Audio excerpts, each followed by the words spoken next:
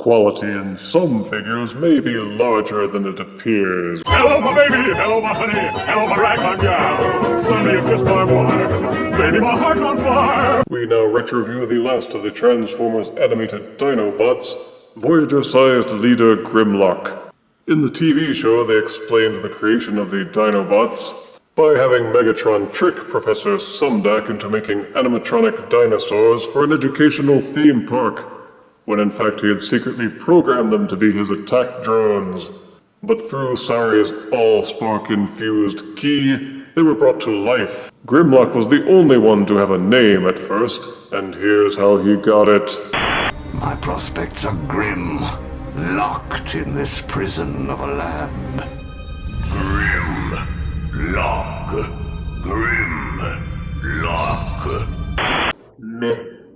And as the Tyrannosaur is always the pampered favorite of the dino lovers everywhere, they always make him the leader.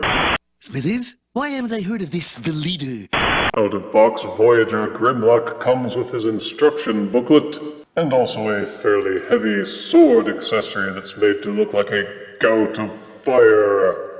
And this is Grimlock in his beast mode. Transformers Animated was known for giving all the characters ridiculously huge chins, and even as a T-Rex they just couldn't stop themselves. He does look decently fearsome, his paint applications are neat, and he has good heft. He's actually bigger than Generation 1 Grimlock. There is this raised bump on the back of his neck, and pushing it will cause the mouth to open, so you can have Grimlock talk if you want to. Ha ha ha ha ha. The back of his box is his informational card, which boasts photos and other information. His catchphrase is, "Where are Decepticons? Me, Grimlock, getting hungry." It shows off all the gimmicks that are part of his retinue. The bio reads, "Grimlock more than lives up to the reputation of his Tyrannosaurus Rex mode. Ill-tempered, powerful, and always ready for a fight. He loves to throw his weight around. He likes the way the ground shakes as he stomps around, and the way people scatter when he roars.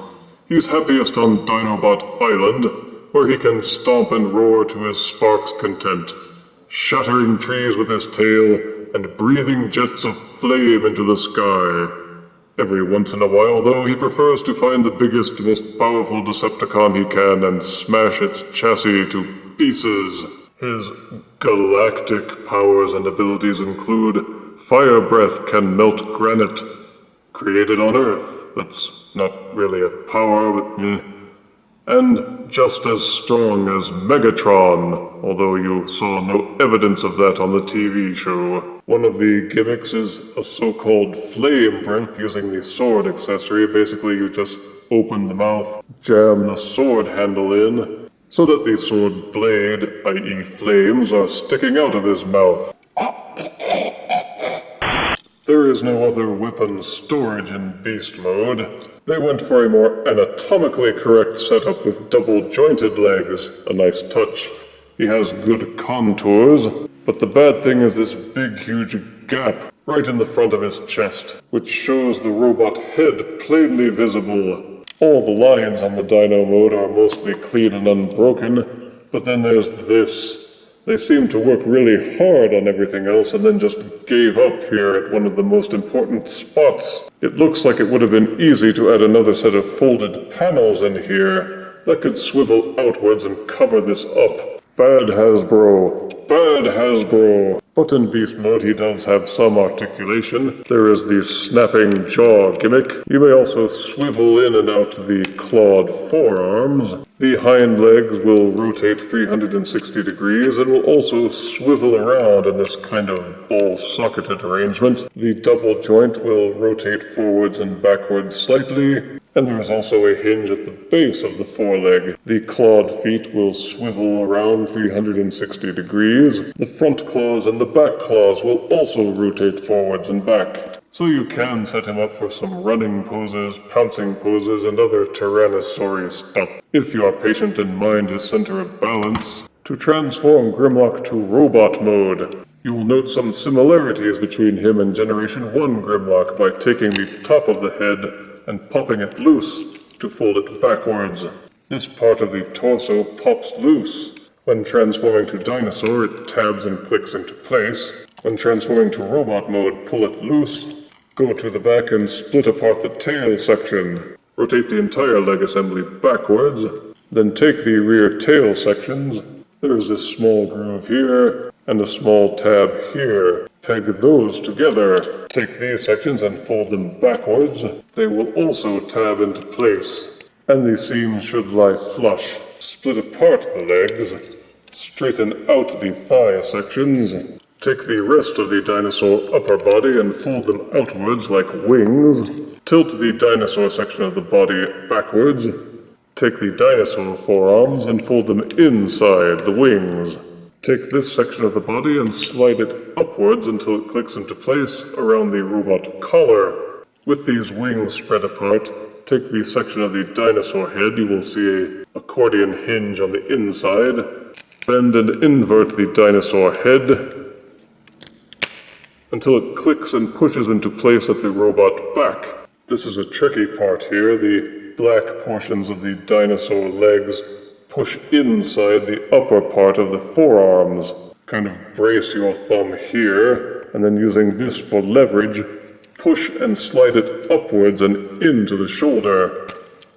This little spur at the back of the black section will come up flush against here and prevent it from pushing in any further. Rotate the dinosaur feet and fold out the fingers. And this is Grimlock in his robot mode, which is pretty good overall. He looks fearsome and intimidating. The ridgy jaw was a nice touch. His colors are maintained with gray and gold and some red. A very faint Autobot symbol on his chest. They set up the use of the sword in kind of an interesting way. You sort of jam this ridgy bit here in the handle into this slot inside the hand. Then you clamp the fingers around the sword handle. But putting the sword in his hand is the only way to activate the gimmick. Basically, you rotate the sword, and once you have hit a certain point in the rotation, the flames will pop out. To retract the flames, take this little handle inside the blade and push it downward to pull the flames back into the sword. To pop them out again, just rotate the handle until they pop out. He has good contours and good proportions, although the hands feel kind of awkward. The dinosaur claws just don't turn into really convincing fingers. He feels solid and has good heft, and he holds together pretty well. The wings and the dinosaur head form a convincing backpack, and he remains pretty stable on his feet. He also has a light piping panel up top, which shines through pretty well for his visor eyes.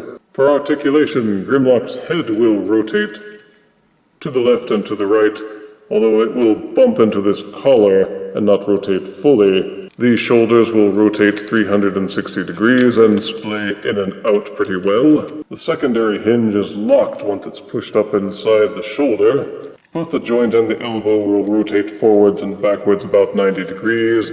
The hands can spin in their sockets, just as the Tyrannosaur feet could, and the fingers will open and close.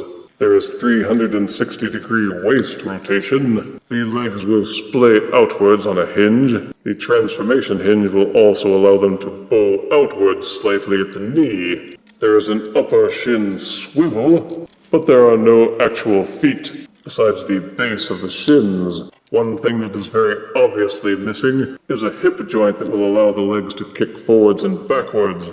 It feels stiff and they might kick forwards and backwards, but the joint feels delicate to the point where if I try to force it, it may snap the leg off, and who wants that? It will bend backwards at the knee to a fairly high degree. So while he does have many excellent points of articulation, the lack of a forward and backwards rotation at the hips stunts his ability to pose or balance him to a very obvious degree. And it doesn't look like it would have taken much to add the hip rotation. Why they left it out, I'm not sure.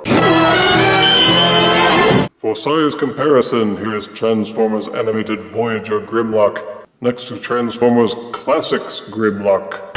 Here is Transformers Animated Voyager Grimlock next to Generation 1 Grimlock.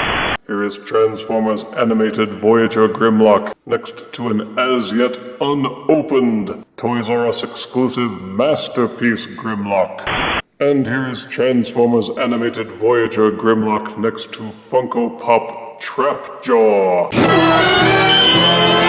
The Transformers animated Dinobot figures, like most of the animated line, were generally well done, and Grimlock perhaps more so than others. Positives are a solid feel, an intuitive transformation, good colors, good detailing, a chomping jaw, a nifty flaming sword gimmick, and both of his modes do look pretty cool. Negatives are a huge, unnecessary gap at the front of the beast mode. A flame breath that's more like a lame breath. Awkward robot hands. No robot feet for better standing ability. And the lack of a forward rotation on the hips just kind of spoils everything for the robot mode. It's a good figure. I give Transformers Animated Voyager Grimlock 7 out of 10 deaths. He could have been great, but instead it just kind of extincts. If you refuse me, honey, you lose me. Then you'll be left alone, oh baby. Tell them all and tell me I'm your own.